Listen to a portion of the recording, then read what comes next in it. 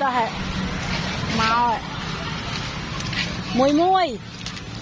ê mùi đây hốt cái này bán ơi lôi mai bán ơi nè 8.000 nó bị tao tô hàng nó hơi tiệt nụ mở hai bị tao hàng nó huynh cướp tất cái nè lúc bị tao khúc tốp nâng nè bị cho tốp tí phi mở hai nè mở tình ấy tiết hả cái mày cái mày này bị cho đó không chắc kia bị tao chai che rồi mở cái tình ấy tiết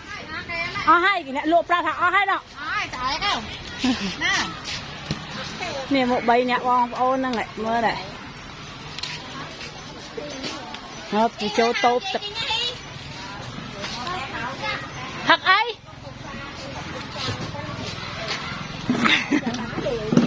bao này hay từ lúc ấy cái anh chơi nè lúc vô lôi à mình nôm mày mình nôm với ạ mình đây lúc nó bọc đặt nôm chân này ôi giấy đăng biết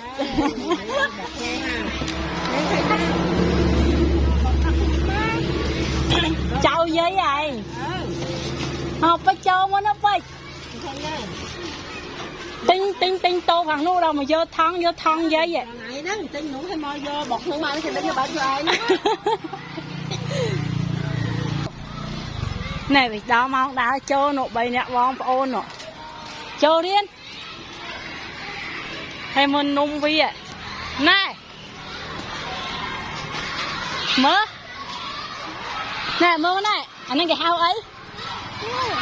nung rồi đại lươn nó cho điên